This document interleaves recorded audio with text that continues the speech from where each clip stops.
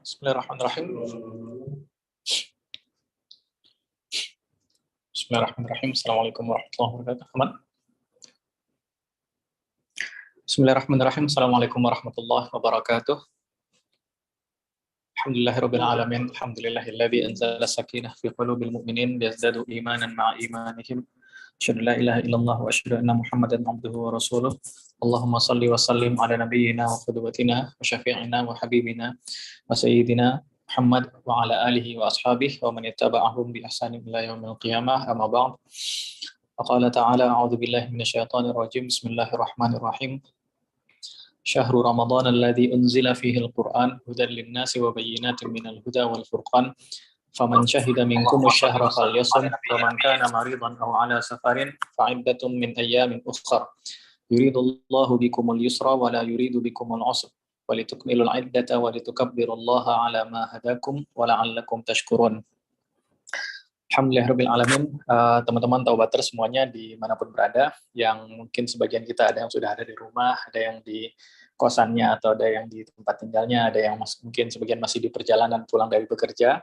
Saya doakan semoga teman-teman dalam keadaan sehat semuanya dan semoga selalu bertambah ya kebaikannya ketika di bulan mulia ini, di bulan haram ini, di bulan Rajab ini. Semoga semakin Allah berikan untuk kita rasa istiqamah dalam hati untuk mengamalkan apa yang Allah perintahkan dan lebih lagi untuk meninggalkan apa yang Allah larang kita melakukannya. Teman-teman semuanya, insya Allah kita akan melanjutkan pembahasan kita tentang surat yang ayat, lebih tepatnya ayat-ayat saja, beberapa ayat yang membahas tentang Ramadan, tentang keutamaan Ramadan, dan ayat itu termasuk ayat yang komprehensif di dalam Al-Quran dan ada di satu tempat saja, yaitu di surat Al-Baqarah ayat 183 sampai 187. Nah, kita sudah sekitar 2-3 kali pertemuan ya dengan hari ini, dan semoga pertemuan ini bisa memberikan kebaikan untuk kita. Sebelumnya saya ingin reminder dulu, kenapa kita adakan kegiatan ini. Tujuannya simple sebenarnya, tujuannya adalah para ulama dulu punya tradisi ketika akan menyebut Ramadan, ketika akan masuk Ramadan, mereka lakukan pemanasan terlebih dahulu. Di pertemuan pertama, kalau nggak salah, kita sempat bahas bahwa Ramadan itu adalah medan untuk kita training, medan untuk kita latihan. Bagi semua muslimin, semua orang yang punya rasa iman di hatinya, maka medan latihannya dia itu, momen latihannya dia itu adalah Ramadan itu. Kenapa di Ramadan itu? Karena di Ramadan itulah dia harus menahan dirinya dari godaan kebutuhan mutlak semua manusia, yaitu makan dan minum. Dan dia harus menahan diri untuk tidak makan dan tidak minum sepanjang hari. Dan itu bukan hal yang mudah pastinya. Itu hal yang cukup sulit. Alhamdulillah kita merasakan mudah karena kita sudah terbiasa dari kecil melakukan itu. Tapi bagi orang yang baru melakukannya, itu hal yang sangat berat sekali.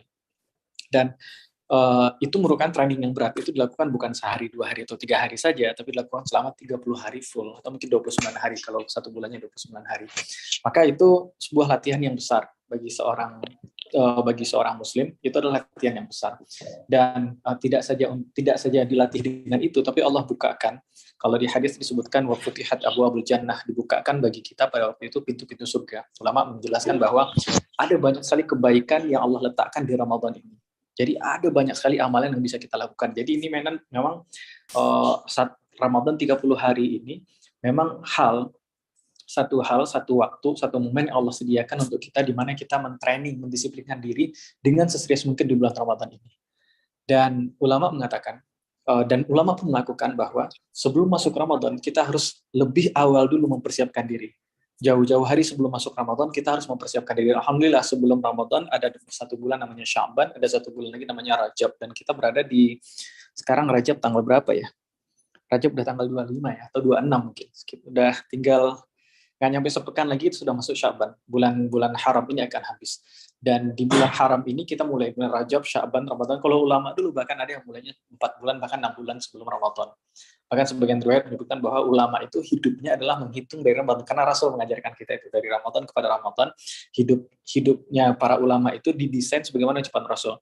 Rasul mengatakan standar tahun, kalau kita kan tutup buku kita di akhir tahun, maka ulama mengatakan standar perhitungan mereka adalah Ramadan itu sendiri.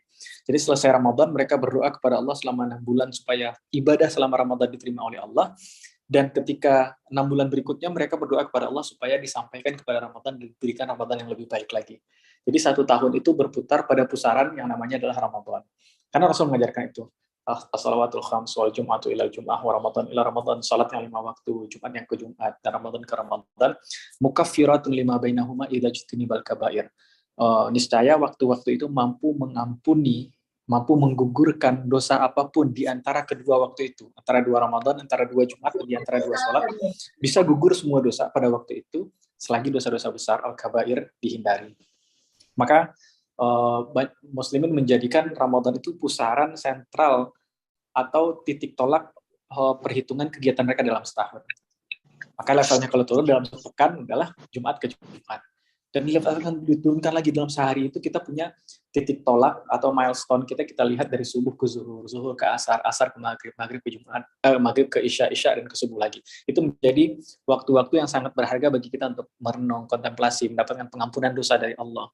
Kemudian menjadikan reminder kita untuk bisa, kita niat nih, kan teman-teman kemarin ada yang punya New Year resolution, resolusi tahun baru dan lain sebagainya. Nah, resolusi tahun baru itu, resolusi apapun itu, target apapun itu perlu reminder terus. Kalau enggak, new resolution, resolusi tahun baru itu tanggal 5 Januari udah bubar kadang-kadang. Kebanyakan seperti itu. Tanggal 1, oke, 2, 3, oke, 4, turun dikit, 5, bubar. Dan 6, hari normal lagi, sama dengan Desember sebelumnya.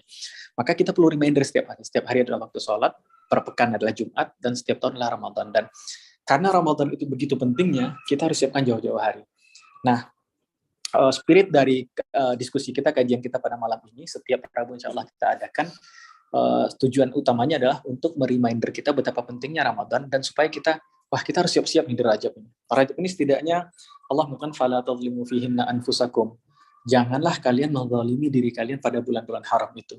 Rajab termasuk salah satu dari 4 bulan haram yang Allah sebutkan dalam Al-Quran. Nah, di bulan haram itu jangan menzalimi diri, artinya target kita di Rajab ini adalah untuk berhenti melakukan apapun dosa, kebiasaan buruk, maksiat, fahisyah, apapun yang terbiasa kita lakukan. Rajab ini latihan kita untuk berhenti itu. Kalau ada tambahan amal baik, itu fabiha wa ni'mah. Tapi kalau seandainya minimal kita punya target dalam diri kita adalah semua kebiasaan buruk saya ikhtiarkan berhenti di Rajab itu, dan 5 hari tersisa. Nah, setelah di Rajab itu baru kita masuk fase Syaban itulah baru mulai menambah kegiatan baik. Artinya di Rajab juga boleh saja. Nah, tujuan kita untuk kajian ini adalah untuk reminder kita bersama. Saya mengingatkan diri saya lagi, saya mengingatkan teman-teman Taubatas, teman-teman saya di sini juga, dan juga teman-teman dimanapun berada, kita saling mengingatkan. Karena fadzakir fa inna dzikra tanfa'ul mu'min. Allah mengatakan bahwa kita harus reminder satu sama lain, saling ingatkanlah satu sama lain. Kenapa? Karena bagi orang beriman, reminder itu sangat penting. Tanfa'ul mu'min, itu bermanfaat bagi orang beriman. Tujuan ini adalah untuk saya secara pribadi mengingatkan diri saya, saya udah mau akhir Rajab nih. Dosa-dosa, kebiasaan buruk yang saya lakukan, ngomongin orang lah, maksiat lah, berbohong lah, apapun dosa-dosa yang kita pernah lakukan itu, kita harus mulai latih untuk membiasakan itu, untuk mulai disiplin meninggalkan itu semua. Nanti setelah 2 bulan Rajab dan Syaban kita terbiasa untuk meningkatkan ibadah kita, menjauhi semua dosa-dosa, maka masuk Ramadan insya Allah badan yang lebih enteng. Seperti orang yang mau masuki lari maraton, ini maraton selama 30 hari, bukan 30 km, tapi 30 hari maraton terus non-stop. Dan ya non-stop ya, dari siangnya Ramadan itu puasa, dan malam itu qiyamul lail. Jadi man shoma Ramadan, diriwayat lain man qama Ramadan. Jadi ada 2 riwayat menyebutkan siapa yang berpuasa di bulan Ramadan itu siangnya, dan malamnya man qama Ramadan, kata Rasul, siapa yang aktif melakukan aktivitas kebaikan dalam malam hari di bulan Ramadan. 2 hal itu disebutkan Rasul, artinya ini non-stop nih, siang malam, semuanya harus diisi dengan kebaikan selama di Ramadan itu. Artinya kita perlu pemanasan yang sangat bagus. Kalau enggak ya, kalau orang jarang-jarang lari jarak jauh, sekalinya lari jarak jauh tanpa pemanasan ya biasanya latihan larinya 1 jam, kemudian capeknya luar biasa, nggak sampai 1 jam, kadang lari baru 30 menit, 15 menit, tapi istirahatnya habis-habisan.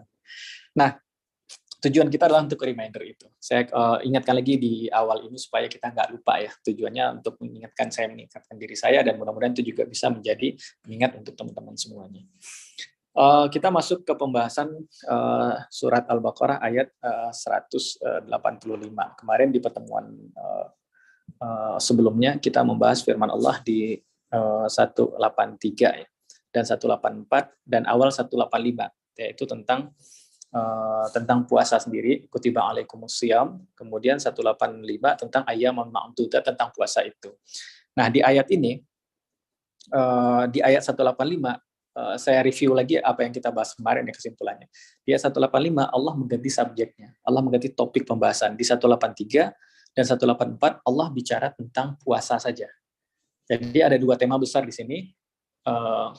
Tema besarnya adalah yang pertama, Allah berbicara tentang puasa saja, itu 183, 184. Sebagian ulama menjelaskan dalam tafsir bahwa 183 dan 184 ini baru perintah puasa saja, belum perintah puasa Ramadan. Jadi terpisah, pembahasan tentang puasa saja. 185 baru pembahasan tentang Ramadan. Jadi pekan lalu kita membahas tentang Ramadan, tapi 2 pekan sebelumnya itu pembahasan tentang puasa. Karena itu puasa ini disebut misalnya ada ayat yang kita pikir ini maksudnya apa? Di Ramadan kok nggak ada. Contoh ayatnya itu Allah mengatakan ayyaman ma'dudat. Hari-hari yang terbilang ma'dudat itu jam'u qillah, jamak, tapi jumlahnya di bawah 10, satu digit jamaknya itu. Artinya dari 3 sampai 9. Allah mengatakan puasa itu, perintah diwajibkan puasa itu hanya 3 sampai 9 hari. Sementara perintah Ramadan 30 hari. Jadi ini awal-awal sekali diperintahkan puasa itu hanya sekitar 3 hari, kemudian beberapa hari tambahannya mungkin tambahannya itu dibuat puasa Asyura dan lain sebagainya.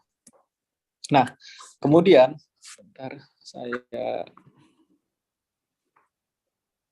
apa namanya? Saya matikan notifikasi dulu. Oke. Nah, itu 183, 184 Allah membahas tentang puasa saja. Nah, ketika 185 baru subjek Allah ganti dari pembahasan puasa baru pembahasan tentang Ramadan. Dan kalau kita biasanya disebut kata Ramadan, top of mind kita adalah Ramadan adalah bulan titik-titik. Ramadan adalah bulan puasa. Tapi kalau Al-Quran menjelaskan ketika Allah katakan syahrul Ramadan, yang pertama kali Allah berikan kepada kita adalah nggak salah kita bilang bulan puasa karena kita 30 hari berpuasa. Tapi kita lihat yang Allah katakan pertama kali setelah syahrul Ramadan adalah alladzi unzila fihil Quran. Itu adalah bulan Quran. Oke, jadi sekarang kita coba shifting ya. Dari berpikir Ramadan itu bulan puasa, bulan menahan lapar dan haus, kemudian menunggu berbuka, gorengan, sirup, dan lain sebagainya, menjadi Ramadan ini bulan Quran. Kenapa? Karena itu penting. Kalau mindset kita Ramadan sekedar bulan puasa, maka fokus pikiran kita adalah antara saya dan nggak makan saja. Tapi kalau mindset kita adalah bulan Ramadan adalah bulan yang Quran, wah itu besar. Tema tentang Quran, tema yang besar. Kenapa? Karena Allah setelah itu mengatakan, Quran itu apa? Hudan linnas. Dia petunjuk untuk semua umat manusia. Wah, ini tugas besar ini. Untuk mengatakan kepada umat manusia bahwa Al-Quran adalah petunjuk itu PR besar. Itu tugas yang luar biasa besar dan tugas itu harus diemban oleh muslimin. Allah akan pilihkan orang-orang yang akan mengemban tugas itu. Siapa yang Allah pilihkan, kita nggak tahu. Yang pasti kita berusaha supaya kita menjadi bagian yang Allah pilih. Allah nggak menyebutkan listnya siapa. Ini daftar nama orang-orang yang nanti mengemban tugas sebagai orang yang menyebarkan Quran itu sebagai hudan linnas, petunjuk iman manusia. Kita lihat di ayat sebelumnya 183, 184 itu bahasanya orang beriman, semoga kalian bertakwa, iman dan takwa. Kemudian puasa menambahkan ketakwaan. Tapi ketika masuk pembahasan Quran, pembahasannya bukan hudan lil muttaqin atau hudan lil mu'minin, enggak. Walaupun di awal surat Al-Baqarah Allah katakan zalikal kitabu la raiba fihi hudan lil muttaqin. Itulah kitab Al-Qur'an yang tidak ada sedikit pun keraguan dalam Quran itu. Dia menjadi hudan, petunjuk bagi orang bertakwa. Tapi untuk pembahasan di Ramadan, Allah sebutkan bahwa Ramadan itu adalah bulan di mana Al-Qur'an turun pada saat itu. Dan Al-Qur'an itu adalah hudan linnas. Ini kayaknya ada yang nyala mikrofonnya. Quran itu adalah hudan linnas, petunjuk bagi manusia. Nah, pertanyaannya adalah siapa yang akan membawa Quran ini, mengatakan bahwa Quran ini petunjuk bagi manusia? Siapa yang melakukan itu? Allah ketika menghendaki sesuatu, Allah bisa katakan kun fayakun. Jadilah kun fayakun, maka jadilah. Tapi ketika yang Allah terapkan adalah sepanjang sejarah kita baca, semua yang Allah lakukan itu, Allah lakukan dan Allah libatkan hambanya dalam perbuatan itu. Artinya ada peluang amal kita di situ. Allah jadikan itu dengan hal atau dengan mekanisme semanusiawi mungkin. Ada contoh misalnya Ashabul Kahfi. Anak-anak muda Al-Kahfi itu, ya anak muda yang lari ke gua itu, mereka tidur 300 tahun atau 309 tahun, dan selama mereka tidur itu, Allah bisa saja bikin mereka tidur 300 tahun dan bangun lagi sehat. Tapi Allah bikin mereka tidur 300 tahun, itu kelebihan. Itu keajaiban, betul. Itu keajaiban. Nggak ada orang yang tidur 300 tahun kecuali sudah jadi tulang belulang. Tapi mereka masih utuh badannya, masih bangun seperti biasa dan nggak tua. Itu keajaiban. Tapi ada hal yang nggak keajaiban. Allah perlakukan hukum tidur. Misalnya orang tidur, mereka harus berposisi. Orang kalau tidur dalam satu posisi, maka tubuhnya mungkin akan melepuh dan lain sebagainya selama sekian bulan.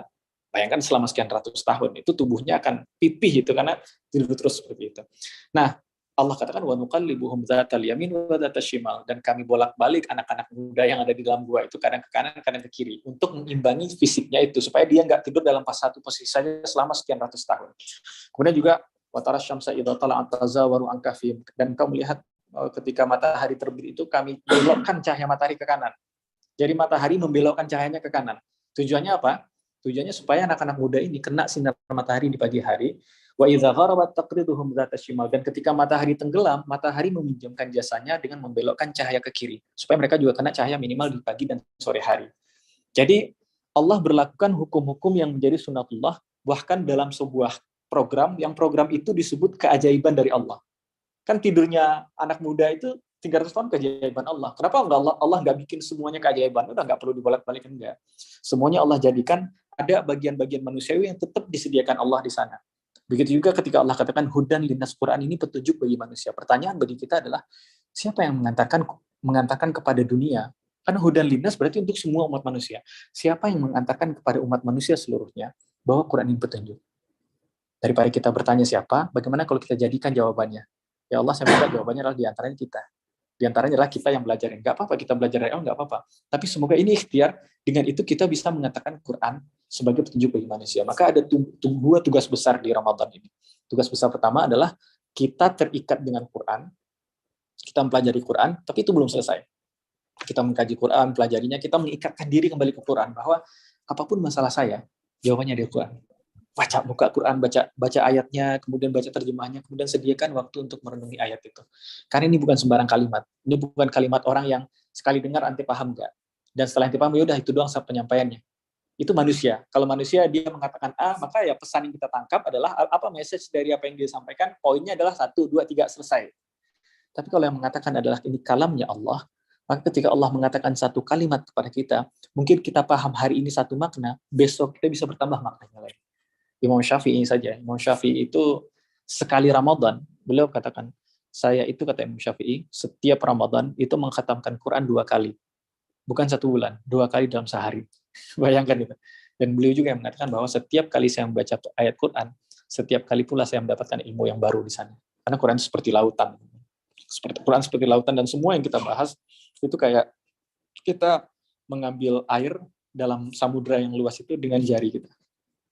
Berapa sih yang kita dapat? Yang kita dapat itu ya cuman yang nempel di jari itu saja. Berapa tetes itu. Tapi dengan tetes itu saja, itu sudah melepas dahaga yang luar biasa. Itu sudah memberikan kepada kita sebuah apa ya, bagi muslimin itu Al-Quran itu menjadi inspirasi, menjadi tenaga, menjadi motivasi, menjadi alasan, menjadi insentif mereka untuk bekerja, menjadi niat, menjadi pendorong mereka untuk bekerja, walaupun itu setetes. Kenapa? Karena dia kalam Allah, dia ucapan Allah. Maka tugas kita pertama adalah mempelajari Quran itu, mengkaji, mengembalikan semua hidup kita kepada strukturnya Quran.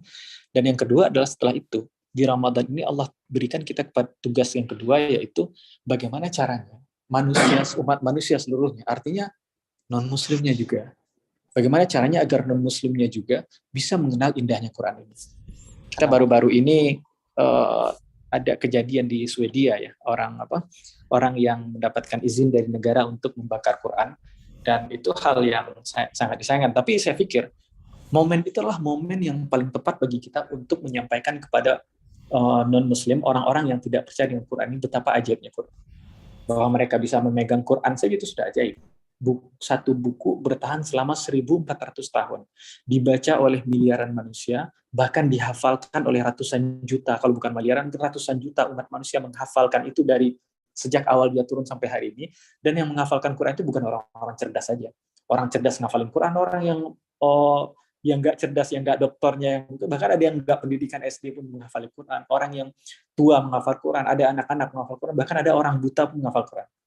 Sepanjang zaman itu kita belum ngomong isi Quran, eksistensi Quran saja, dan Quran bisa di tangan mereka hari ini, mereka bisa melihat Quran, bahkan mereka bisa membakar Quran hari ini, adalah bukti bahwa Quran itu mukjizat. Mustahil Quran itu datang dari manusia. Coba sebutkan satu buku saja yang bertahan selama 100 tahun. Saya nggak ngomong 1400 tahun. 100 tahun, nggak cuma itu, tapi selama 100 tahun itu terus dibaca oleh orang-orang. Nggak ada. Ada buku yang selama 100 tahun terus dibaca orang-orang, nggak. Bahkan hari ini orang sebutkan classical book, itu buku-buku klasik itulah, ada buku-buku yang orang-orang memujinya tapi nggak membacanya. Most of people price it but not read it. Kebanyakan orang memuji buku klasik, karya-karya klasik, tapi nggak membacanya. Semua orang, oh ini buku karya sastra. Tapi Quran, semua orang memujinya, semua orang membacanya. Bahkan Quran itu digali terus, dikaji terus. Dulu orang mempelajari ijaz Quran, mukjizatnya Quran itu, ijaznya Quran dari sisi sastranya ada, dari sisi bahasanya ada. Hari ini orang mempelajari ijaz Quran, ya ijaz ilmi. Ijaz Quran dari sisi saintisnya, dari sisi sainsnya. Dan yang mengkaji itu saintis yang paham Quran, mereka mengkaji itu, dan ilmu terus berkembang sampai hari ini 1400 tahun. Dan kita di Ramadan ini Allah bukakan besar sekali pintu amal untuk kita. Bagaimana caranya kita memperkenalkan Quran ke masyarakat, memperkenalkan Quran ini ke umat manusia seluruhnya. Karena Allah mengatakan hudan linnas, dia petunjuk bagi semua umat manusia. Wah, ini kerja yang besar. Tapi kita tidak mungkin memperkenalkan Quran ini ke umat manusia kalau kita sendiri nggak kenal dengan Quran. Orang Arab mengatakan faqidu syai' la yu'tihi. Botol kosong itu nggak bisa nuang apapun. Maka kita yang pertama kali harus mengembalikan semua desain hidup kita itu kembali ke Quran. Oh, bahasa Arab saya terbatas, nggak, baca aja dulu. Karena dengan membaca Quran, Allah akan titipkan rasa rindu di hati kita untuk memahami kalam Allah secara langsung dengan bahasa Arab. Iya kan, pasti kita rindu. Masa saya memahami Quran melalui terjemahan terus? Ketika imam membacakan ayat Quran kalau tarawih generasi sahabat itu, ketika imam membacakan ayat panjang itu, mereka langsung tahu. Ini seolah-olah Allah ngomong ke mereka langsung. Mereka paham itu. Hari ini kita kalau tarawih, imam membacakan ayat, kita nggak tahu. Yang kita pikirkan ini rakaat kedua, rakaat pertama ya. Ini tarawih yang keempat atau tarawih yang kelima ya. Ini yang kita pikirkan itu. Nah, tapi dengan mencoba mempelajari Quran lebih dulu itu, mendekatkan diri kepada Quran, akan tumbuh kehausan dalam diri kita untuk saya ingin memahami ucapannya Allah itu tanpa terjemahan. Maka dengan niat kerinduan memahami kalam Allah, dengan niat itu kita belajar bahasa Arab, saya yakin belajar bahasa Arab kita akan mendapat banyak kemudahan. Allah qad yassarna al-Qur'an lidzikri. Sungguh kami sudah mudahkan Quran itu sebagai reminder. Jadi kalau kita melihat Quran sebagai pengingat untuk diri kita, itu Allah akan mudahkan itu. Oh, setelah itu Allah akan bikin rasa haus dalam hati kita itu untuk mengkaji Quran, dan akan selalu di tengah kesibukan kita yang bagaimanapun, akan selalu ada waktu bagi kita untuk mengkaji Quran dan mempelajari Quran. Quran itu adalah hudan linnas wa bayyinatin minal huda wal furqan. Itu yang kemarin kita bahas. Maka kita masuk berikutnya. Allah katakan hudan linnas wa bayyinatin minal huda wal furqan, kemarin sudah kita bahas. Silakan dicek lagi YouTube-nya bagi yang belum menyaksikan. Kemudian Allah mengatakan faman syahida minkumus syahra falyasum. Maka kata Allah, siapapun yang menyaksikan di antara kalian asyhara, bulan Ramadan itu, falyasum, maka hendaklah dia berpuasa. Sebentar, di sini saya membuat beberapa catatan. Ramadan.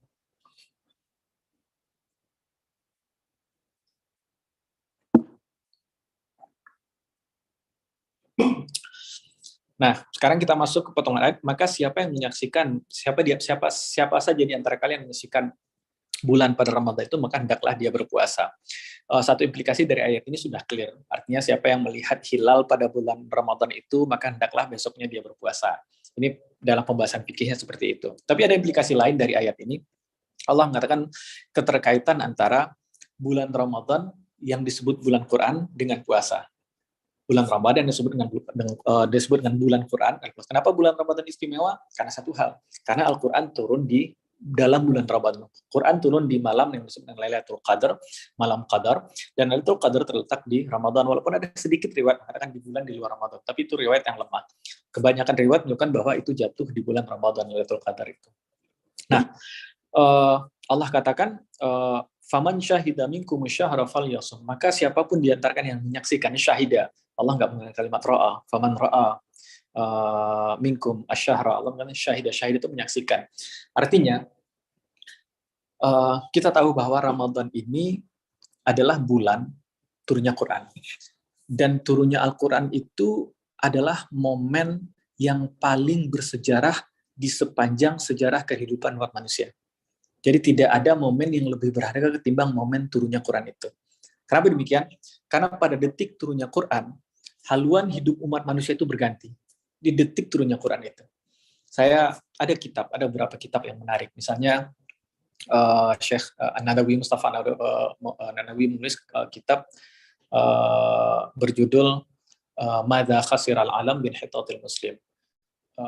Dunia ini mengalami kerugian apa saja ketika muslim itu runtuh atau muslim itu mundur. Kemudian Dr. Raqib Sirjani juga menulis kitab berapa puluh tahun, berapa dekade setelah itu, beliau menulis kitab judulnya itu Madza qaddamal muslimuna lil alam. Apa saja persembahan yang sudah diberikan muslimin untuk dunia ini, untuk alam semesta ini. Dan kita lihat dalam sejarah itu banyak sekali ilmu itu diambil dari muslimin, baik itu diakui ataupun nggak diakui. Ilmu kedokteran, teman-teman tahu lah, Ibnu Sina dan lain sebagainya. Dalam semua ilmu, banyak sekali muslimin yang menemukan ilmu itu, walaupun hari ini banyak yang ternyata nggak fair, nggak jujur. Muslimin beda. Kalau kita muslimin, teman-teman yang muslim, kalau teman-teman ngambil dari barat, bilang ngambil dari barat. Teman-teman ngambil dari timur, bilang ngambil dari timur. Saya ngambil dari Amerika, saya ngambil dari Cina, saya ngambil, bilang aja jujur. Muslim itu jujur. Kita biasa juga, kita ngambil ilmu dari siapa, kita bilang saya ngambil dari sana. Gak disembunyikan. Ketika muslim menggunakan dinar dan dirham, namanya nggak dirubah. Tetap dinar, dinarius dari bahasa Romawi, dan dirham dari bahasa Persia, dirham. Rasul pun nggak merubah namanya. Dulu muslimin menggunakan kata bimaristan. Itu dari bahasa Persia, dari bimarstan, rumah sakit artinya. Muslimin juga menggunakan itu, karena maknanya juga bagus. Kita jujur, kita ngambil konsep orang, kita hapus apa yang bagian syirik, khurafat yang ada di konsep itu, yaitu dibuang, kemudian kebaiknya kita ambil. Gak usah diganti namanya. Namanya tetap digunakan nama yang sama. Itu bagian dari jujur muslimin. Hari ini banyak yang nggak fair. Ada berapa banyak orang ngambil dari Islam tapi nggak menyebut itu dari Islam. Akhirnya alhamdulillah belakangan sudah banyak tuh ilmuwan yang insaf ya, yang fair. Mereka kata, oh saya mengambil ini dari ilmuwan, walaupun mereka kadang nggak mengatakan ilmuwan muslim, tapi ilmuwan Arab sebenarnya. Ilmuwan Arab, ilmuwan Persia dan ilmuwan lain sebagainya. Ala kulli hal nggak masalah. Cuman kita lihat bahwa berapa banyak keilmuan hari ini itu penopangnya itu ditopang oleh apapun hal-hal yang diberikan oleh muslimin dulunya. Contoh misalnya algoritma ditemukan oleh Khawarizmi. Khawarizmi itu menyusun sebuah formulasi ilmu dan disebut dengan lughatul Khawarizmi, bahasanya Khawarizmi. Kenapa demikian? Karena bagi orang-orang dulu bahasa kita itu adalah A, B, C, D, E, atau A, B, C, D, E, F, G, atau alif, ba, ta, ta, jim. Itu bahasa kita kan. Tapi Al-Khwarizmi punya bahasa sendiri nih. Tapi bahasanya kok kayaknya nggak A, B, C, dia bukan alif, ba, ta juga. Maka itu bahasa algoritma. Maka disebutnya Lughatul Khawarizmi. Ketika turun menjadi logaritma. Awalnya jadi Lughatul Khawarizmi.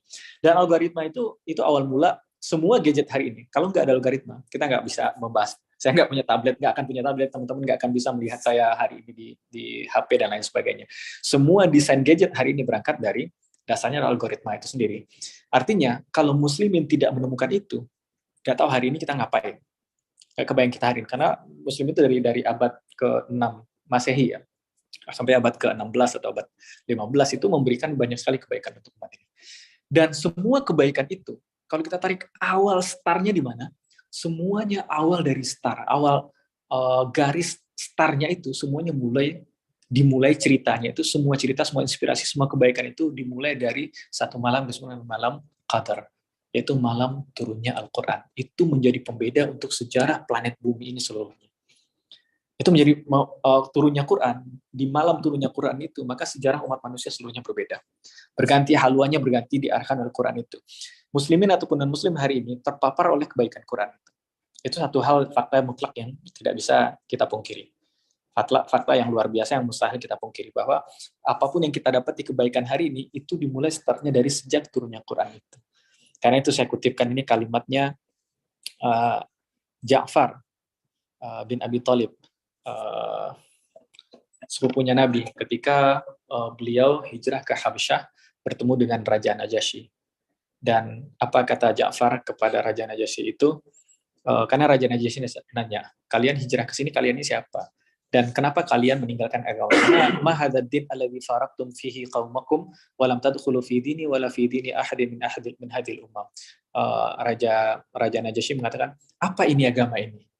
Agama yang sudah membuat kaum kalian itu terpecah belah. Kalian nggak masuk agama kaum kalian, artinya agama orang-orang Quraisy dulu, dan kalian juga tidak masuk agama saya, agama Najasyi, yaitu Nasrani pada waktu itu. Agama apa ini yang kalian anut? Kemudian Ja'far mengatakan kalimat yang luar biasa indah. Kata Ja'far bin Abi Thalib, Ja'far utusan muslimin, juri bicara muslimin pada waktu itu, beliau adalah diplomatnya, beliau mengatakan, Ayyuhal Malik, wahai raja, kunna qauman ahla jahiliyah. Dulu itu adalah kami kaum ahli jahiliyah. Na'budul asnam, kami menyembah berhala, kami menyembah patung. Wa na'kul maitah, kami makan bangkai. Wa na'til fawahish, kami melakukan perbuatan fahisyah, perbuatan asusila. Wa naqta'ul arham, dan kami memutus silaturahmi.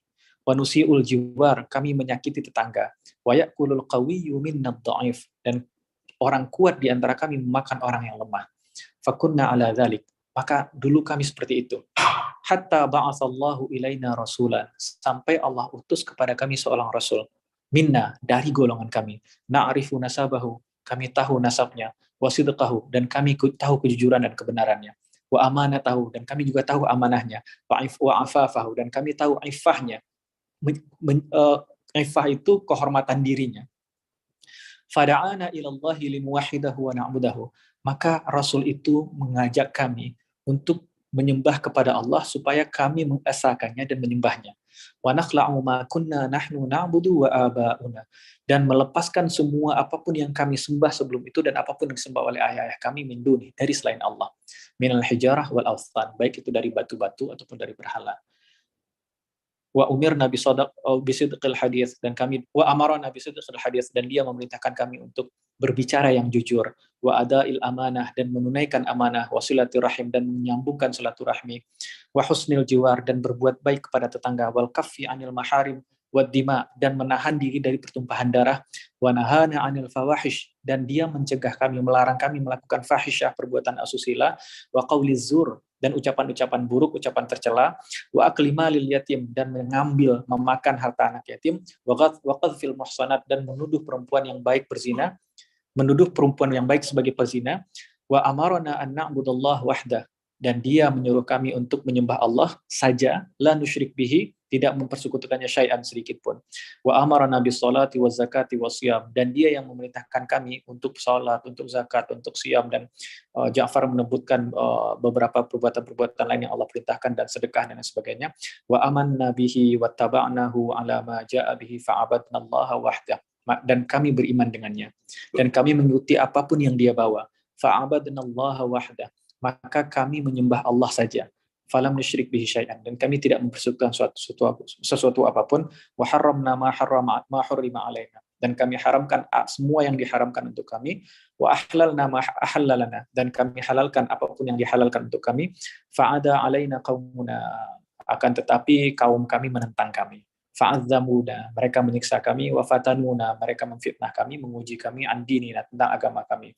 Liyarudduna ila ibadatil awthan, supaya mereka bisa mengajak kami kembali untuk menyembah berhala, min ibadatillah, berpaling dari menyembah Allah.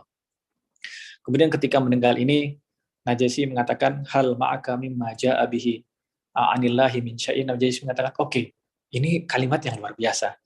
Ini kalimat bagaimana satu masyarakat, kan Masya Allah, itu dakwah Rasul selama berapa tahun? 23 tahun dari sejak turunnya Quran. Dalam 23 tahun, yang berganti di Arab itu bukan saja cara ibadahnya, tapi semua berganti, pola pikirnya, ekonominya, keluarganya, politiknya, cara mereka berkomunikasi, cara bertetangga, sosial, semua aspek dalam hidup masyarakat Arab pada saat itu dalam waktu 23 tahun berganti. Dan tidak ada sejarah mencatat perubahan masyarakat secepat itu dalam sejarah. Dan itu bermulai dari satu momen di mana Al-Quran diturunkan. Dan persis ini yang dikatakan Raja Najasyi itu, hal ma'aka mimma ja'a bihi anillahi min syai'in, wahai Ja'far, kalau dengan semua kalimat yang kamu ucapkan ini, ada nggak kamu membawa satu potong kalimat saja yang dibawa oleh Muhammad yang diambil dari Rabbnya, dari Allah? Faqala lahu Ja'far, na'am. Ja'far mengatakan na'am. Faqala lahu Najasyi, faqra' alayya. Najasyi mengatakan, coba bacakan. Maka Ja'far bin Abi Thalib radhiyallahu ta'ala anhu mengatakan, kaf ha ya ain sad, Dzikru rahmati rabbika 'abdahu Zakaria idz nada rabbahu nidaan khafiyya qala rabbi inni wahanal 'azmu minni washta'ala ar-ra'su syaiba wa lam akun bidu'aika rabbi syaqiyya. Ja'far membacakan awal dari surat Maryam, dan ketika itu pula Najasyi tertunduk. Najasyi tertunduk dan menangis sampai membasahi jenggotnya, dan semua pendeta-pendeta Najasyi yang berada di sekitar Ja'far pada waktu itu pun juga menangis. Jadi semua kebaikan yang disebut oleh Ja'far bin Abi Thalib itu awal mulanya terjadi pada satu malam, di mana malam itu Al-Quran turun. Itu menjadi pembeda. Itu menjadi pembeda. Maka Allah katakan, "Faman syahida minkumus syahra." Maka jika kalian menyaksikan satu bulan itu, yang kalian saksikan bukan saja bulan Ramadan, tapi yang kalian saksikan adalah ada sebuah hal yang sangat bersejarah sepanjang sejarah peradaban umat manusia ini. Momen itu kalian saksikan, falyasum, maka hendaklah kalian puasa. Apa hubungan puasa dengan turunnya Quran? Sekarang kita lihat pentingnya Quran bagaimana. Maka puasa itu di pertemuan pertama kita bahas bagaimana pengaruh puasa dalam diri kita. Kalau puasa itu seperti training untuk level ekstrim. Kalau kita mampu mengontrol diri kita untuk tidak makan dan tidak minum dan menahan hawa nafsu kita karena Allah di Ramadan, maka di luar Ramadan harusnya kita mampu menahan yang lebih ringan dari itu. Karena di luar Ramadan Allah nggak perintahkan kita, Allah nggak melarang kita untuk makan nasi kok di siang hari. Di luar Ramadan ya, Allah nggak melarang kita untuk minum kok di siang hari. Bahkan itu diperintahkan kulu washrabu, dalam Quran disebutkan silakan makan, silakan minum, silakan kalian nikmati, asalkan tidak berlebihan. Allah perintahkan itu. Nah, kalau kita bisa menahan apa yang dibolehkan ketika Ramadan, kita menahan diri kita untuk tidak melakukan itu karena Allah saja, maka di luar Ramadan harusnya kita bisa mampu melakukan itu jauh lebih baik lagi. Karena tugas di luar Ramadan tidak seberat dalam Ramadan. Jadi ini sebuah latihan berat untuk kita. Faman syahida minkumus syahra falyasum, maka hendaklah mereka berpuasa. Dan kenapa kita harus latihan ini? Kita harus melatih diri untuk mengontrol nafsu. Karena cara kita interaksi dengan hawa nafsu ini cuma satu caranya, yaitu saum. Saum itu secara bahasa menahan. Satu-satunya cara kita interaksi dengan hawa nafsu adalah dengan menahannya. Karena sekali kita ngikutin hawa nafsu itu akan diikuti terus. Hari ini orang mengikuti nafsu itu memang harus cara komunikasi itu cuma satu, yaitu di stop, dikekang, ditahan. Sebab kalau diikuti, ujungnya nggak ada. Ujungnya kehancuran diri sendiri, menghabiskan diri kita sendiri. Jadi cuma satu cara kita komunikasi dengan hawa nafsu itu dengan menahannya. Dan menahan dalam bahasa Arab artinya saum. Nah, dengan menahan diri dari hawa nafsu itulah, baru setelahnya kita masuk pembahasan Ramadan. Dengan bekal itu, Allah akan berikan kemudahan yang banyak sekali untuk kita untuk menikmati setiap ayat yang ada dalam Quran. Sekali lagi saya sampaikan, Quran itu bukan saja buku tentang ilmu. Dalam Quran banyak sekali keilmuan di sana, tapi dia bukan buku sains.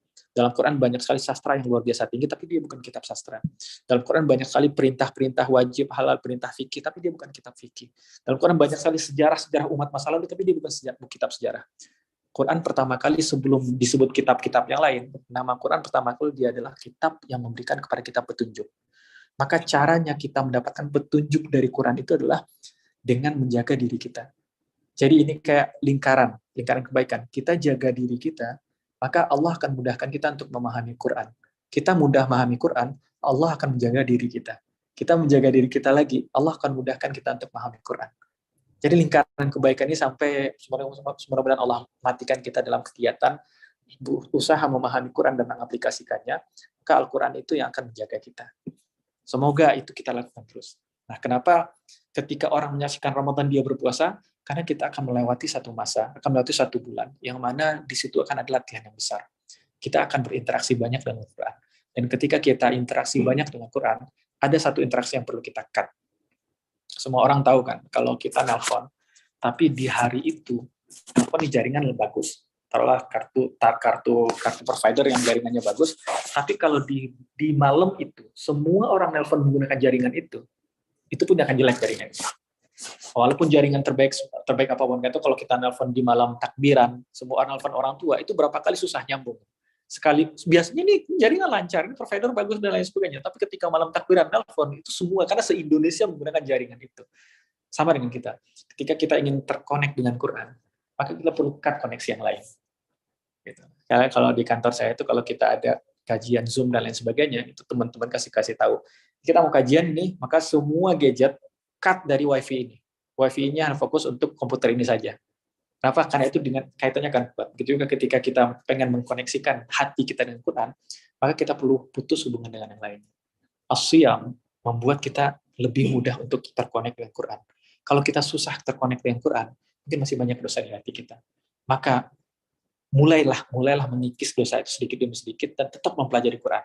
Karena terkikisnya dosa sedikit saja, kita belajar Quran sedikit, itu akan mengikis dosa lebih banyak lagi. Akan banyak lagi dosa terkikis, akan banyak lagi kita mempelajari Quran. Jadi jangan jadikan saya masih banyak dosa, kemudian saya nggak bisa baca Quran. Salah. Justru Quran ini katakan dari awal, dia bukan hudan lil muttaqin. Pembahasan di ayat ini adalah ketika kalian masuki Ramadan, tema tentang Quran adalah Quran itu hudan linnas, petunjuk bagi semua manusia. Baik yang imannya tinggi ataupun iman tipis, bahkan nggak punya iman sama sekali, Quran tetap petunjuk untuk mereka semua. Ramadan ini adalah momennya. Faman syahida minkum syahra, maka siapa yang menyaksikan bulan Ramadan, falyasum, maka hendaklah dia menahan dirinya. Kemudian Allah katakan, wa man kana maridan aw ala safarin fa'iddatun min ayyamin ukhra. Dan siapa yang sakit atau berada dalam perjalanan, fa'iddatun min ayyamin ukhra, maka hendaklah dia menghitung berapa hari yang dia bolong puasanya karena dia sakit atau perjalanan, menggantinya di hari yang lain di luar Ramadan. Yuridullahu bikumul yusra wa la yuridu bikumul usra. Nah, di sini ayat ini kita lihat ada bunyi yang mirip dengan ayat sebelumnya. Karena teman-teman kalau buka Quran, silahkan dibuka Qurannya. Di 184 Allah katakan, faman ayyaman ma'dudat, faman kana minkum maridan aw ala safarin fa'iddatun min ayyamin ukhar. Oke. Wa 'alal ladzina yutiqunahu fidyatun ta'amu miskin. Allah katakan di 184, maka siapa di antara kalian yang sakit atau di dalam perjalanan, maka hendaklah dia mengganti di hari yang lain puasanya. Oke, satu. Ini di 184 ya, pembahasan tentang puasa saja. Belum masuk Ramadan, pembahasan tentang puasa saja. Siapa yang dia berpuasa tapi dia sakit ataupun dalam perjalanan, boleh nggak berpuasa, mengganti di hari yang lain. Itu satu. Yang kedua, wa 'alal ladzina yutiqunahu fidyatun ta'amu miskin. Dan atas orang-orang yang mampu melakukannya, tapi dia tidak berpuasa, nggak apa-apa, kata Allah. Gantinya adalah fidyatun ta'amu miskin. Dia harus bayar fidyah sebagai makan untuk orang-orang miskin. Jadi orang mampu berpuasa, dia nggak berpuasa, nggak apa-apa, nggak masalah, tapi dia harus membayar fidyah makan orang miskin. Itu 184, pembahasan tentang puasa di awal diperintahkan. Ketika masuk fase pembahasan Ramadan, Allah katakan, dari 2 poin itu cuma 1 poin yang Allah sebutkan. Allah katakan, wa man kana maridan aw ala safarin fa'iddatun min ayyamin ukhra. Kalimatnya sama. Dan siapa yang sakit, siapa di antara kalian yang sakit atau dalam perjalanan, maka dia boleh mengganti di hari yang lain. Kemudian poin yang kedua, wa 'alal ladzina yutiqunahu tidak disebutkan di sini. Artinya tidak ada opsi yang kedua. Opsinya adalah puasa itu wajib bagi kalian semua. Kalian nggak kuat puasa karena sakit atau karena perjalanan, oke, boleh, tapi tetap mengganti di luar hari puasa. Jadi nggak ada negosiasi di sini. Nggak ada pembahasan lain. Kalau sebelumnya, waktu yang sebelum puasa Ramadan diperintahkan, itu kalian mampu berpuasa tapi nggak kuat, mampu puasa tapi nggak puasa, itu boleh bayar fidyah, kasih makan orang miskin. Tapi untuk Ramadan kalian nggak boleh melakukan itu. Ketika kalian tidak berpuasa, maka kalian harus menggantinya di luar hari Ramadan. Tidak ada opsi untuk mengganti dengan tidak ada opsi untuk saya boleh nggak berpuasa walaupun saya mampu, tapi saya bayar fidyah. Nah, ini hikmah yang besar. Kenapa? Karena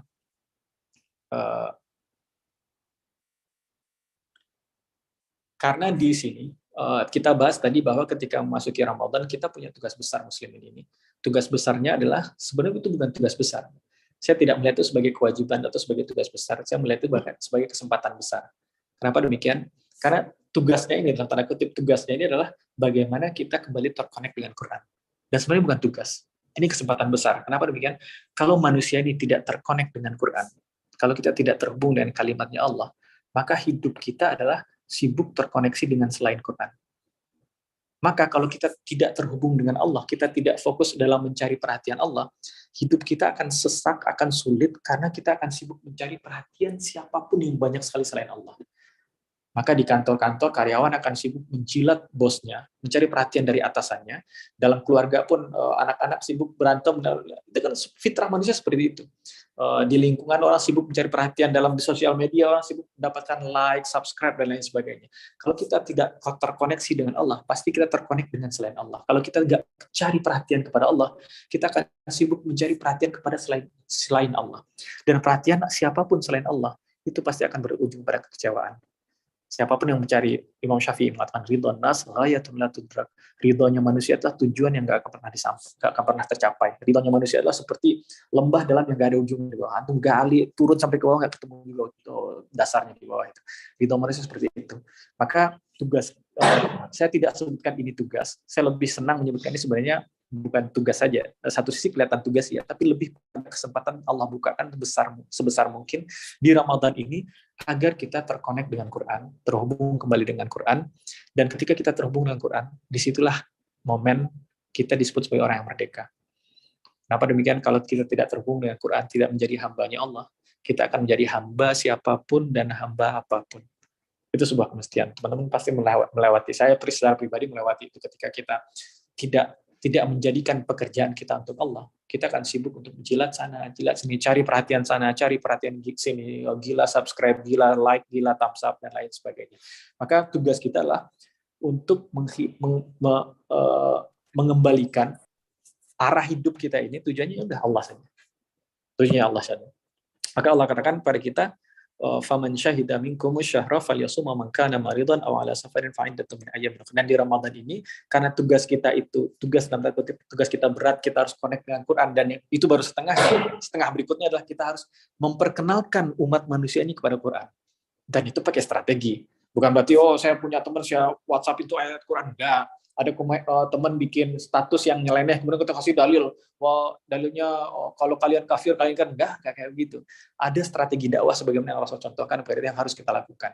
Dan strategi pertama dalam dakwah itu adalah dengan membacakan Quran ini dengan perbuatan kita. Bacakan dulu Quran dengan perbuatan kita, karena amal itu adalah dakwah yang paling luar biasa. Karena itu orang sendiri mengatakan, orang Barat mengatakan, orang Indonesia juga mengatakan, anak Jaksel terutama mengatakan well done. Nggak ada mengatakan well said kan. Semua orang mengatakan well done. Well done is the ultimate thing.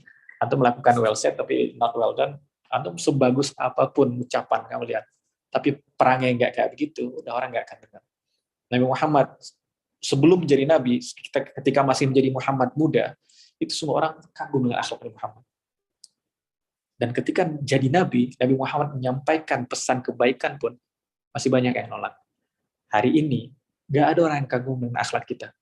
Dan ketika kita sampaikan kebaikan, banyak orang nolak. Kita merasa orang ini nolak kebaikan yang kita sampaikan. Enggak. Bisa jadi mereka nolak karena kebaikan itu keluar dari kita yang akhlak kita buruk. Karena itu pertama sekali, terkonek dengan Quran itu kita mengkajinya, kemudian mengaplikasikannya ke diri kita sendiri. Setelah itu, diri kita menjadi cerminan bagi umat manusia bahwa Quran itu sebenarnya indah.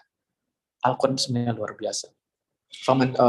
Dan Allah katakan, di Ramadan ini, karena kerjaan kalian itu berat, maka tidak ada skip one day. Kalau di hari lain, oke, I will skip this day. Saya untuk hari ini saya skip. 30 hari nggak non-stop. Kalau kalian skip satu hari, ganti di hari yang lain, nggak ada cerita. Wa man kana maridan aw ala safarin fa iddatun min ayyamin ukhra. Kemudian Allah katakan, yuridullahu bikumul yusra wa la yuridu bikumul usra. Allah menginginkan, nah ini saya coba buka terjemahan bahasa Indonesianya. Terjemahannya apa ya? Yuridullahu bikumul yusra wala yuridu bikumul usra. 185.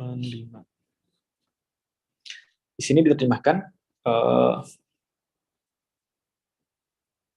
Allah menghendaki kemudahan bagimu dan tidak menghendaki kesukaran bagimu.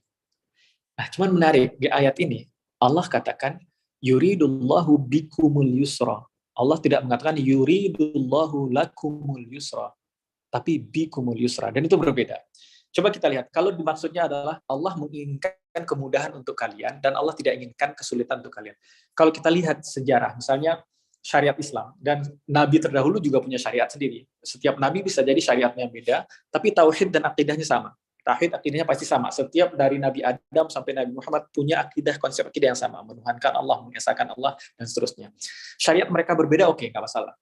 Dan syariat Islam syariat Islam yang datang di akhir itu cenderung menyederhanakan syariat yang ada sebelumnya. Kalau syariat sebelumnya itu berat, syariat Islam dibikin mudah. Contoh, syariat Nabi Musa. Di antara syariat Nabi Musa dalam surat Al-Baqarah, faqtulu anfusakum. Kalau orang pengen bertaubat umatnya Nabi Musa, kalau kalian serius bertaubat, yang kalian lakukan apa? Bunuh diri udah. Wah, emang ekstrim. Kalau kalian baju kena najis, kalau kita kan baju kena najis, yang terakhir cuci, kalau najisnya berat, ada cuci 7 kali dengan air, salah satu dengan tanah. Tapi kalau yang dilakukan umat terdahulu, ketika bajunya kena najis, buang bajunya semua. Jadi buat kita banyak keringanan dari syariat terdahulu sampai ke kita itu diringankan. Dan contoh juga, kalau syariat terdahulu puasanya itu di awal sebatas puasanya itu menahan lapar, haus, dan puasanya juga tidak boleh berbicara dengan siapapun. Itu cukup berat. Dan ketika kita cukup lapar dan haus menjaga hawa nafsu, tapi kita masih boleh berbicara dengan siapapun. Ketika kita bicara, itu puasa nggak batal. Kalau generasi terdahulu, puasanya batal. Itu kan kemudahan. Tapi lihat sekarang, ketika di ayat pembahasan puasa Allah mengatakan tentang puasanya itu adalah 3 hari. Puasanya itu yang pertama Allah katakan, kalau kalian nggak berpuasa, nggak apa-apa, tapi kalian ganti dengan ngasih makan anak yatim, kasih makan orang miskin. Nah, ketika masuk Ramadan, kalian bisa puasa tapi nggak puasa, nggak ada cerita. Kalian cuma boleh nggak puasa kalau sakit ataupun dalam perjalanan. Kalau selain itu, dan itu pun kalian harus ganti dengan puasa yang lain. Ada kan ini berubah nih. Dari tadi oke-oke saja bisa diganti dengan kompensasi makan, kemudian pindah ke Ramadan nggak ada cerita kompensasi itu kan makin berat. Yang kedua, kalau sebelumnya cuma ayyaman ma'dudat, puasa hanya beberapa hari saja, bahkan riwayat menyebutkan cuma 3 hari dalam sebulan, sekarang berganti menjadi syahru Ramadan, 1 bulan penuh, dari 3 bulan menjadi 30, dari 3 hari menjadi 30 hari. Itu kan kelipatnya 10 kali lipat, 1000% kelipatannya itu. Dan itu kalau saya lihat itu bukan kemudahan. Itu kan makin berat. Perintah syariat ini makin berat datang ke kita. Itu bukan kemudahan. Itu perlu kita lihat di sini, Allah mengatakan yuridullahu bikumul yusra. Allah katakan Allah menginginkan kemudahan bukan untuk kalian. Allah mengatakan di ayat lain Allah katakan Allah ingin kemudahan untuk kalian. Tapi di ayat itu Allah inginkan kemudahan dengan kalian. Justru dengan hadirnya kalian muslimin, Allah inginkan kemudahan untuk umat manusia ini. Wala yuridu bikumul usra, dan dengan kalian pula, justru dengan kalian muslimin, Allah tidak inginkan kesulitan bagi umat manusia ini. Kenapa demikian? Karena ketika muslimin mulai terkonek dengan Qur'annya, terhubung dengan Qur'annya, mengkaji lagi Qur'annya, dan menjadikan hidupnya didesain oleh Qur'an itu, dan dia sebarkan itu ke masyarakat umat manusia, dengan itulah Allah akan ciptakan banyak sekali kemudahan di alam semesta ini. Karena syariat itu datang untuk menghapus belenggu dalam diri kita. Syariat Islam itu datang untuk ketika seperti ucapan Ja'far tadi, Islam itu datang seorang Rasul kepada kami yang membuat kami berhenti menyembah selain Allah, lalu menyembah Allah. Kenapa? Karena menyembah selain Allah itu menyiksa. Siapapun yang kalian sembah selain Allah, kalian akan sangat tersisa dan diperbudak. Maka dengan penyembahan kepada Allah sajalah kalian jadi orang yang merdeka. Syariat itu datang seperti itu. Kita nggak usah dalam pembahasan penyembahan. Kalau kita bekerja saja, teman-teman kalau bekerja untuk mencari ridhonya Allah, itu nggak perlu sikut-sikutan dengan yang lain, nggak perlu jilat sana jilat sini, nggak perlu tajasus sana, nggak perlu ngintip sana, nggak perlu ngaduin sana, nggak perlu jelek-jelekin sana, nggak perlu jelek-jelekin sini, nggak perlu. Kalau kalian bekerja untuk Allah. Tapi kalau kalian bekerja untuk bos, capek itu. Cari perhatian bos, ketika bos ada harus tampil ini dan lain sebagainya, capek, tersiksa diri. Maka bekerjalah untuk cari perhatiannya Allah. Dengan itu kita sadar Allah mengatakan Rasul mengatakan innallaha yuhibbu. Sesungguhnya Allah mencintai idza amila ahadukum amalan ayyutqinahu. Kalau di antara kalian ada yang bekerja, dia itqan dalam pekerjaan itu. Saya serius all out memberikan yang terbaik, giving more than expected. Untuk yang saya kerjakan ini bukan karena takut bos, bukan karena menjilat perusahaan dan lain sebagainya. Saya lakukan ini kenapa? Karena ada cinta Allah dalam perbuatan saya. Ada cinta Allah dalam keseriusan saya dalam bekerja. Dan itu jauh lebih baik, itu sangat inspiring melebihi apapun. Melebihi motivasi, bahkan motivasi uang pun melebihi. Itu melebihi. Inspirasi dari Allah itu melebihi motivasi uang sekalipun. Berapa banyak orang yang kayak, tapi ini kan saya kerja, jungkir balik bekerja dengan teman yang datang absen doang, gajinya sama. Ngapain saya jungkir balik bekerja? Akhirnya negara hancur dengan mindset seperti itu. Maka kita perlu tahu dalam pekerjaan kita ada cinta Allah di sana. Dan itu akan mengubah peta permainan manusia seluruh dunia. akan mengubah peta permainan muslimin. Dan karena itulah Allah tidak mengatakan yuridullahu lakumul yusra di momen ini. Allah ingin kemudahan bagi kita semuanya, muslimin dan non-muslim. Tapi untuk saat ini Allah katakan justru dengan adanya kalian muslimin, Allah inginkan kemudahan untuk umat manusia ini. Wala yuridu bikumul usra, dan dengan kalian justru Allah tidak inginkan kesulitan untuk umat manusia ini.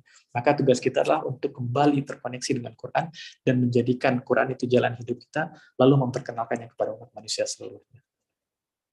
Kemudian Allah katakan walitukmilul iddata, dan supaya kalian menyempurnakan al-iddah, bilangan dalam jumlah atau bilangan dalam Ramadan itu. Artinya ketika kalian sudah menyempurnakan training, full training, itu heavy training, heavy level training selama 30 hari itu kalian sempurnakan, kalian lulus. Kalian lulus. Jadi selama 30 hari itu ketika kita berhasil memaksimalkan ibadah di siang hari dan malam hari dengan sebaik mungkin selama 30 hari non-stop. Jadi nggak ada jeda di 30 hari, kecuali yang uzurnya syar'i ya, di antara akhwat mungkin misalnya yang perempuan haid dan lain sebagainya. Tapi kalau kita biasa berpuasa dan qiyamul lail dan baca Quran, kemudian kita haid, ulama mengatakan pahala kita sama dengan pahala kita melakukan itu. Jadi non-stop juga hitungannya. Kita non-stop 30 hari itu, dan walitukmilul iddah, dan ketika kamu menyempurnakan semua bilangan Ramadan itu, ketika kamu lulus, ketika kamu sarjana keluar dari Ramadan itu, walitukabbirullah, dan supaya engkau mengagungkan Allah ala ma hadakum, atas apa yang Allah sudah kasih tunjuk kalian. Tukabbirullah, kita mengagungkan Allah. Artinya ketika kita sudah menyelesaikan pekerjaan, kita akan mengatakan ketika Ramadan selesai, kita kan Allahu Akbar, Allahu Akbar, Allahu Akbar. Ini kalimat yang luar biasa. Allahu Akbar ternyata Allah yang lebih besar. Allahu Akbar itu bukan saja bermakna Allah yang paling besar, Allah yang maha besar. Itu betul salah satu maknanya. Tapi lebih tepat kalau saya katakan Allahu Akbar itu Allah lebih agung, Allah lebih besar. Kalau Allah maha besar, Allah yang paling besar, kalimatnya adalah Allahu Al-Akbar. Itu yang maha besar, yang paling besar. Tapi kalau Allahu Akbar, Allah lebih besar. Lebih besar, lebih agung, lebih penting dari siapa? Allah itu lebih besar untuk saya. Allah itu lebih penting, lebih agung ketimbang semua nafsu saya. Jadi setelah 30 hari saya men-training diri saya untuk Ramadan, keluar dari Ramadan, buat saya mindset saya adalah Allah itu lebih utama, Allah itu lebih agung, Allah lebih besar, bahkan ketimbang semua nafsu yang ada dalam diri saya. Walitukabbirullaha ala ma hadakum, dan kita mentakbirkan Allah, memuji Allah, menyebutkan Allah maha besar dari semua, segala nafsu yang saya miliki itu Allah lebih besar dari itu. Saya punya tujuan Allah lebih besar dari itu. Dari semua tujuan saya ini, tujuannya adalah Allah, itu yang paling besar. Maka kita bekerja, belajar dan sebagainya, tujuan kita cuma satu, Allahu Akbar. Tadi dulu saya berpikir sebelum Ramadan, buat saya itu nafsu saya ngomong itu, saya negosiasi dengan nafsu ini, saya kalah dan saya ikut dengan nafsu itu. Enggak, setelah Ramadan Allahu Akbar min nafsi. Allah lebih besar dari nafsuku. Allahu Akbar wa ana asghar. Allah lebih besar dan semua nafsu semua yang sebut itu asghar, lebih kecil.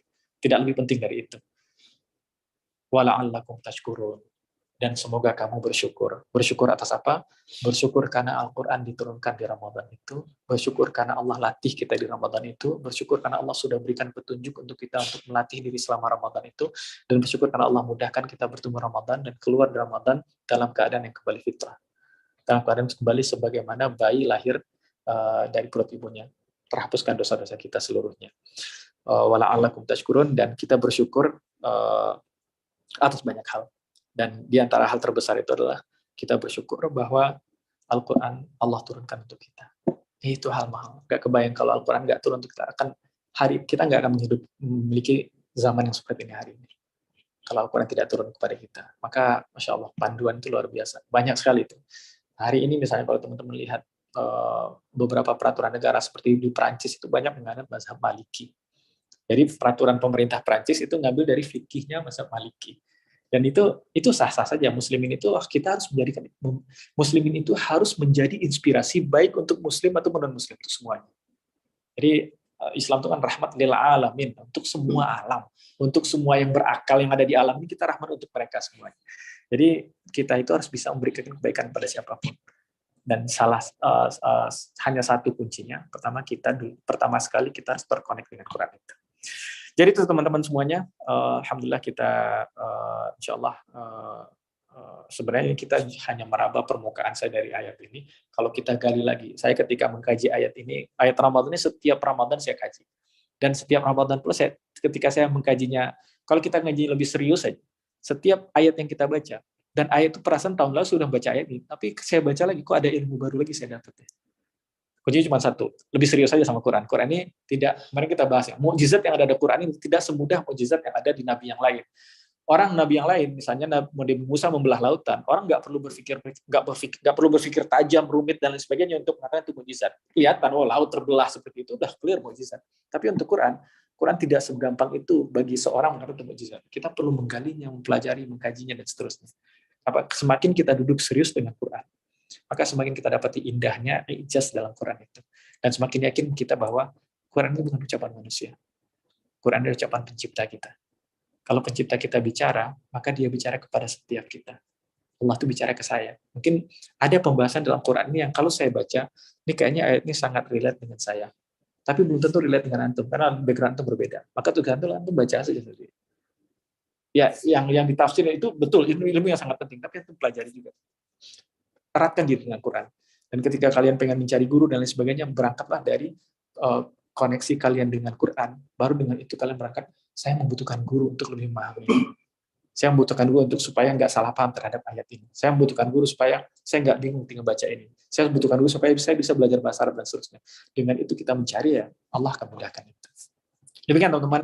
Dan insya Allah kita pekan depan kita akan lanjutkan ke pembahasan berikutnya di ayat berikutnya. Dan ayat berikutnya ini pekan depan ini ayat yang buat saya ini salah satu ayat yang luar biasa ini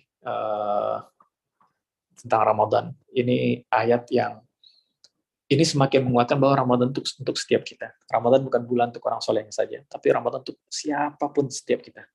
Karena Allah jawab di ayat 186. Insya Allah pekan depan, kalau Allah izinkan, Allah mudahkan, kita akan bertemu lagi. Demikian Allahu a'lam bishawab. Ada yang tanya? Mas Adi? Kalau nggak ada, sudah jam 9.11 ya. Nanti mungkin adakan sesi sendiri, sesi masing-masing saja nanti, atau sesi terpisah mungkin, mudah-mudahan nanti, atau ada kesempatan lain kalau ada pertanyaan mungkin bisa sampaikan ke teman-teman admin di Taubaters, kita coba kumpulkan, mudah-mudahan di pertemuan terakhir mungkin sebelum Ramadan kita bisa bahas itu. Demikian teman-teman semuanya, mohon maaf jika ada kesalahan dan kekurangan. Yang benar datangnya dari Allah, yang saya bacakan itu kalau itu ayat Quran maka itu pasti benar. Tapi yang saya sampaikan itu adalah apa yang saya pahami dari tafsir yang saya kaji, ucapan ulama, dan lain sebagainya yang saya pahami, dan itu bisa jadi salah, bisa jadi benar. Quran fix 100% benar, tapi pemahaman saya terhadap Quran bisa jadi benar, bisa jadi salah. Kalau benar itu murni datang dari Allah, dan kalau salah itu kekurangan saya, keterbatasan saya, yang kita sebenarnya sama-sama belajar ini. Saya minta ampun kepada Allah, dan saya mohon maaf kepada teman-teman semuanya. Kita tutup dengan doa kafaratul majelis. Subhanakallahumma rabbana wa bihamdika asyhadu an la ilaha illa anta astaghfiruka wa atubu ilaik. Assalamualaikum warahmatullahi wabarakatuh.